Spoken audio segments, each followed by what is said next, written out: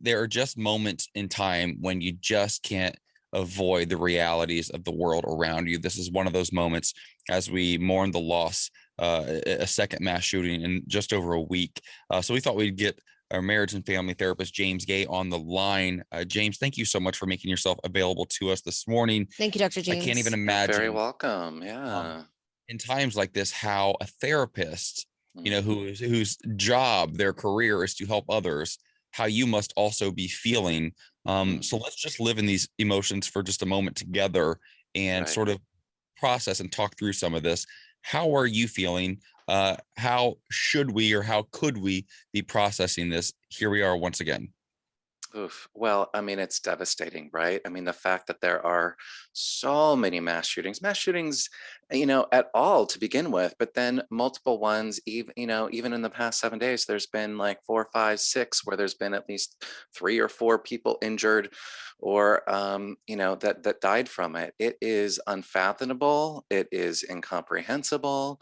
We want answers, and yet there's so limited information. And this is such a complex and systemic issue that there isn't one solution, right? So it is, it's just devastating to be living in a time where this has, been going on for years and years and decades. It's interesting because the point that I can't stop making, I guess, just being a representative of women is, and I think what women can find triggering if hearing this point, we've been dragged for being emotional. We've been dragged for being bitches. We've been dragged for Mm-hmm. being on, whatever cycle, Unhinged or yeah. pregnant, whatever. Yeah. 3% of the 200 shootings that have taken place were women. And Mm. it begs the question, why was it okay or a defense that the one shooter, even at the Asian spa, was just having a bad day? And what does that say about Mhm. society? Yeah, that's even used as an explanation is ridiculous and insulting and harmful, right? The way that we talk about these things actually matters, right? And holding people accountable, and not taking them at their word if they're saying, "Oh, it was for sex addiction," versus, some other, that they weren't racist. I mean, why would we believe that? It's obvious on so many levels that this is, an interplay of all kinds of different, racial violence, gender violence, sexual orientation violence, violence against, oppressed minorities, and the way that we frame, this, these discussions, the ways that we talk about it, it matters. It does matter. And I just can't I shared this earlier, and Mm. um I feel like people can relate to this, and I don't know that we really talk about this that often. I went yesterday with my partner to a yoga class. Gyms reopened in Southern California. We had 5 or 6 people in a very small class with mask on, all socially distanced. Mhm. And I had taken a nap trying to get over like the trauma of what was going on in Boulder. Mm. And then I went to yoga, and the entire time I was in there, I couldn't settle myself. I couldn't find peace. The music, the meditation of it all, nothing was working. And Mm. I was there with my partner, and I kept thinking, I every time I would hear something in the gym in the background, what's our quickest exit strategy? There's only one door in, one door out. Could we hide Mm. behind those curtains if a shooter came in here and tried? Like, these are the things I think. I think about it when I go to movie theaters. I think Mm. about it when I go to church. I think about it when I go to the grocery store. I think of an exit strategy and how I might save the person I'm with if it comes down to it. And just even talking about that is just really, Yeah, it's it's it's damaging. Like, yeah, how do we yeah. process and try to live some sort of normal life where we're not just living in Mhm. fear or anger all the time, because Yeah, it seems to never end.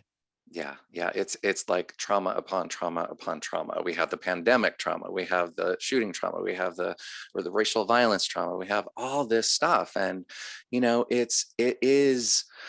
It's really important for us to stay engaged in the conversation and in, talking about it and taking actions to sort of end it in multiple ways that we have the power control over doing. So much of it we don't.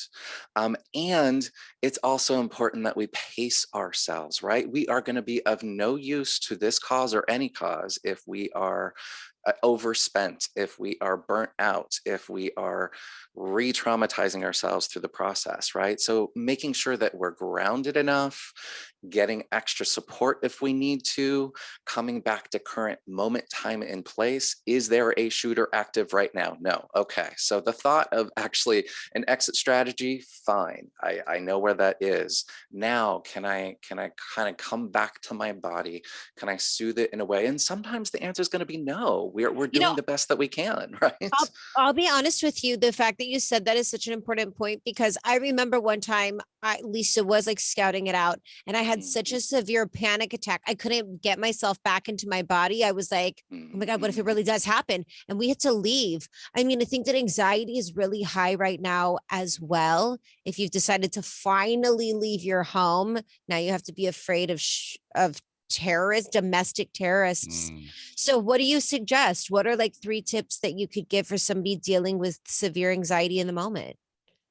Well, the first step in grounding, in coming back to our bodies, is where are we located? Like looking at, naming all the colors of green in the room, or, what's the date? Where are, like, literally the city, the location that we're located, to come back to the present moment, right? If danger is not currently present, we need to register that as well. Is it possibly present? Is there a risk of living and going outside our door? Of course there is, but we need to come back to, like, okay, right here, right now, it's not happening, if that's the case, right? And then, it can be about, again, coming back to our 5 senses. It can be about smelling and feeling and tasting, and using the wisdom of our body to ground ourselves in the present moment, right? And to do so with as much grace and care and kindness. It may be for some people that absolute stillness and silence is going to be more activating than emotionally regulating, right? So, for those, oftentimes there needs to be some level of movement, whether that's walking meditation or yoga, or going outside, breathing fresh air. It's I think we also need to be very caring of ourselves and others. I think that what ails us right now is the fact that there is so much divisiveness, so much hatred, so much violence, so much othering, and we need to do the best that we can to be kind to ourselves and to those, even those that we need to hold accountable, right? We can do that with grace, with conviction, but we also need to leave areas for reconciliation and restorative justice as well. James Gay, we appreciate you as always. Thank you so much for calling in and taking care of this with us as we try to take care of ourselves. Please take care of yourself.